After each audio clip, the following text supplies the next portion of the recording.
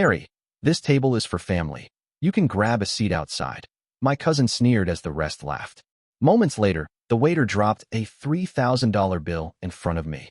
I calmly took a sip of my coffee and smiled. They had no clue who was footing tonight. I, 28M, stared at my cousin's smug face as he gestured toward the restaurant's outdoor seating area, his voice dripping with the same condescension I'd endured for years. The rest of my extended family erupted in laughter around the large table they'd reserved for what was supposed to be my grandmother's 80th birthday celebration. 23 people, all blood relatives, and apparently I didn't qualify for indoor seating. My cousin continued his performance, telling me how this was a family-only event and that maybe I could find somewhere more appropriate for someone of my standing. The others nodded along, some avoiding eye contact while others openly smirked. My aunt chimed in, suggesting I might be more comfortable at the McDonald's down the street, which sent another wave of laughter through the group. I'd driven 4 hours to be here, taken time off work, and even brought an expensive gift for my grandmother. But none of that mattered to them. In their eyes, I was still the broke college dropout who'd struggled for years after my parents died in a car accident when I was 19. They'd watched me work 3 jobs just to survive, seen me wear the same clothes for months, and witnessed my eviction from a tiny studio apartment. That version of me was permanently burned into their memories. What they didn't know was that everything had changed 18 months ago. The waiter approached our table with obvious discomfort, clearly sensing the tension. My cousin waved him over and loudly announced that I wouldn't be joining them for dinner, but that I was welcome to order something small from the patio menu.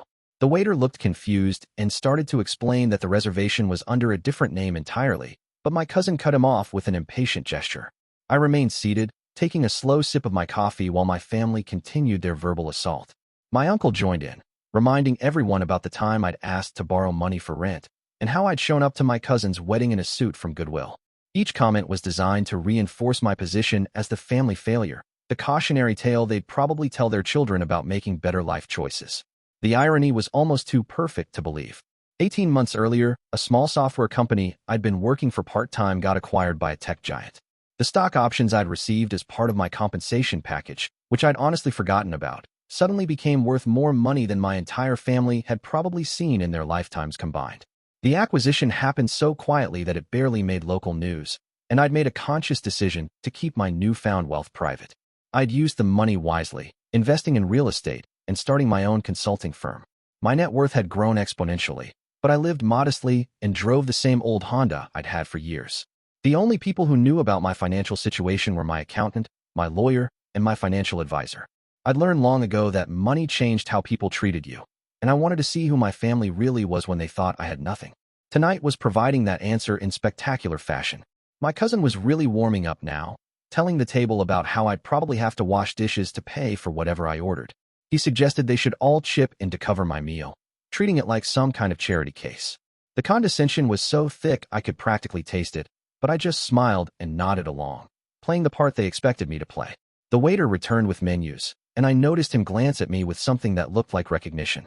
He was young, probably early 20s, and seemed nervous about the whole situation. When my cousin started to order for the entire table, demanding the most expensive items on the menu and making jokes about how someone needed to pay for all this luxury, the waiter's expression shifted to something I couldn't quite read. My family ordered with abandon. Premium steaks, lobster, the finest wines the restaurant offered. My cousin made a show of selecting a bottle that cost more than most people's monthly salary, announcing that tonight was about celebrating family and success. The irony wasn't lost on me, considering they'd just excluded me from both categories. As the evening progressed, their behavior became increasingly outrageous. They ordered multiple courses, additional bottles of wine, and even had the audacity to request that the restaurant's pianist play special requests. My aunt suggested they should document the evening with professional photos, since it was such a momentous occasion. The bill was climbing into astronomical territory, and they seemed to be enjoying every expensive minute of it. I excused myself to use the restroom, and the waiter followed me into the hallway. He asked if I was who he thought I was, mentioning that he'd seen my photo in a business magazine article about young entrepreneurs. I confirmed his suspicion and asked him to keep it quiet for now. He nodded, understanding immediately, and told me he'd been following my company's success story for months. We had a brief conversation about business and life, and I could see the wheels turning in his head. When I returned to the table, my family was deep into their 3rd bottle of wine, and their inhibitions had completely disappeared. My cousin was loudly discussing his own business ventures, which I knew from social media were struggling badly. He painted a picture of massive success and wealth, clearly trying to impress the relatives while simultaneously putting me down. The contrast between his fictional success and his actual situation would have been funny if it weren't so pathetic. My uncle decided to share some wisdom about financial responsibility, using me as a negative example. He explained to the younger cousins how important it was to make smart choices and not end up like me, working dead-end jobs and living paycheck to paycheck. The lecture went on for several minutes, with various family members adding their own observations about my supposed failures and shortcomings. The food arrived, and they ate like kings while continuing their verbal assault. My grandmother, who I genuinely wanted to celebrate, seemed uncomfortable with the whole situation but didn't speak up. She'd always been kind to me, but she was also conflict-averse and wouldn't challenge her children or grandchildren. I felt sorry for her, watching her special day turn into a showcase of family cruelty. As the evening wound down, my cousin called for the check with the confidence of someone who'd never worried about money a day in his life. He made jokes about splitting the bill and how certain people at the table probably couldn't afford their share. The laughter that followed was cruel and deliberate, designed to humiliate me one final time before the evening ended. The waiter approached with the leather portfolio containing the bill, and I could see the exact moment when my cousin's face changed. The number at the bottom was staggering, even by their standards. $3,000 for a single dinner, not including the tip. The color drained from his face as he realized what they'd done, ordering with complete abandon while assuming someone else would figure out the payment. He started to stammer, asking if there had been some kind of mistake. The waiter politely explained that everything had been ordered and consumed, and that the prices were clearly marked on the menu they'd been given. My cousin looked around the table desperately, probably calculating how much each person would need to contribute and realizing that most of them couldn't afford their share of such an extravagant meal. The panic was immediate and obvious. My aunt started questioning every item on the bill, as if that would somehow reduce the total. My uncle suggested there might have been an error with the wine pricing, despite having personally selected each bottle. The younger cousins looked confused and worried, probably realizing they were about to be stuck with a bill that would max out their credit cards. I took another sip of my coffee and smiled, watching the chaos unfold around me.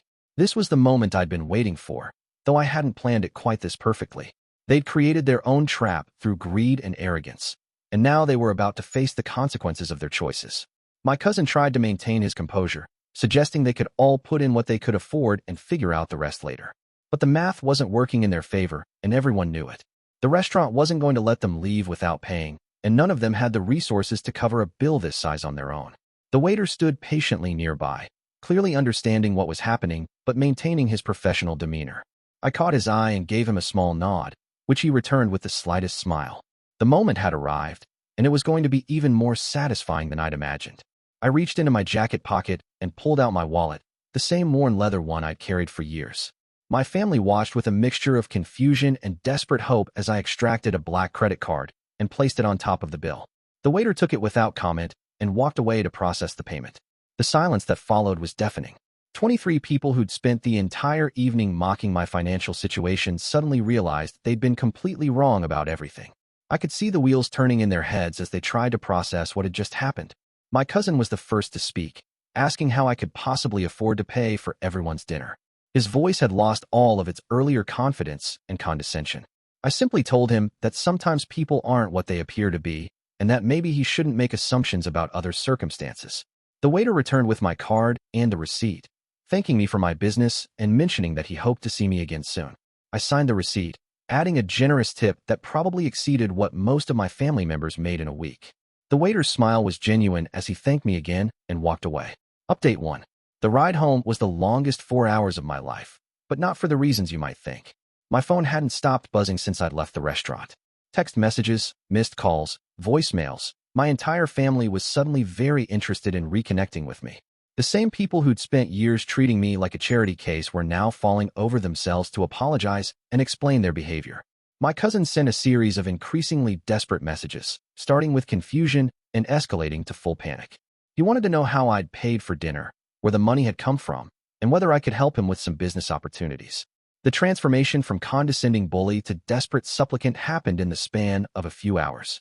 My aunt called 6 times, leaving voicemails that ranged from awkward apologies to not-so-subtle hints about family loyalty and helping relatives in need. She mentioned that she'd always believed in me and had never doubted my potential, which was particularly amusing given her behavior earlier that evening. But the most telling response came from my uncle, who sent a long text message explaining that the family had only been joking around and that I shouldn't take their comments seriously. He suggested that successful people like myself should understand that family comes first, and that maybe we could discuss some investment opportunities that would benefit everyone. I didn't respond to any of them. The next morning brought even more contact attempts. My grandmother called, and I actually answered because I genuinely cared about her. She apologized for the previous evening and admitted she'd been embarrassed by her family's behavior. I told her I loved her and that none of this changed our relationship, but that I needed some time to process everything that had happened. She understood, and before hanging up, she mentioned something that made me smile.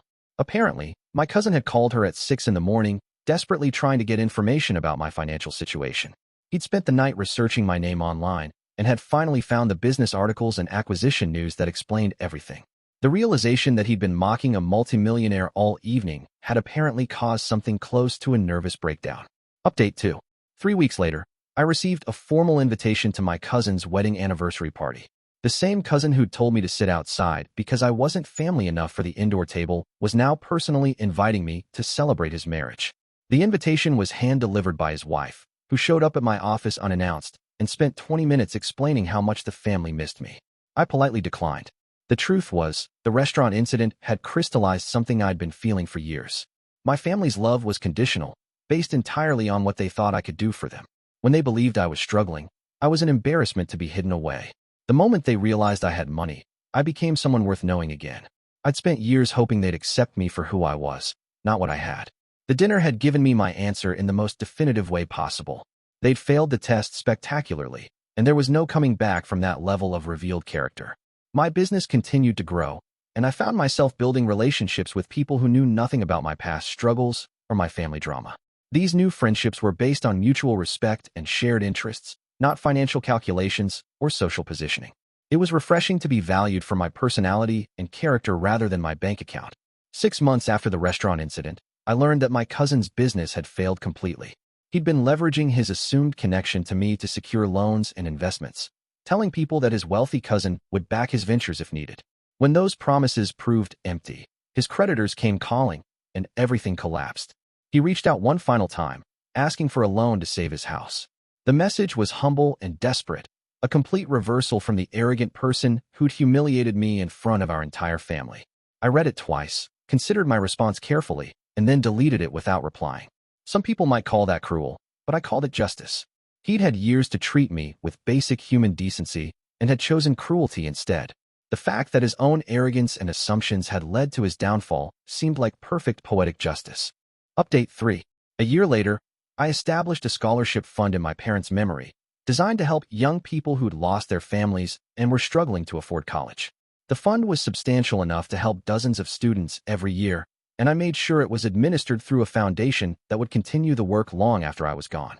I didn't tell my family about the scholarship, but word eventually got back to them through mutual acquaintances. My grandmother called to tell me how proud she was, and mentioned that several family members had expressed regret about how they'd treated me. She asked if I'd consider giving them another chance, explaining that people sometimes make mistakes when they're stressed or drinking. I told her I appreciated the sentiment, but that some mistakes reveal character rather than circumstance. The way they'd treated me at that dinner wasn't a momentary lapse in judgment. It was the culmination of years of condescension and cruelty. They'd shown me exactly who they were when they thought I couldn't fight back, and I believed them. The scholarship recipients sent me letters and updates about their progress, and reading their stories reminded me why I'd kept my wealth private for so long. These young people were grateful for genuine help, not trying to manipulate or exploit me for personal gain. They understood the value of opportunity because they'd lived without it, just like I had. My life became fuller and more meaningful as I focused on relationships and activities that brought me genuine satisfaction. I traveled, invested in causes I cared about, and built a business that employed dozens of people who shared my values. The family drama that had once consumed so much of my emotional energy became a distant memory, replaced by purposeful action and authentic connections. Sometimes I wondered what would have happened if I'd revealed my wealth earlier, or if I'd handled the restaurant situation differently. But those thoughts never lasted long. The evening had been a perfect test of character, and everyone involved had shown their true nature.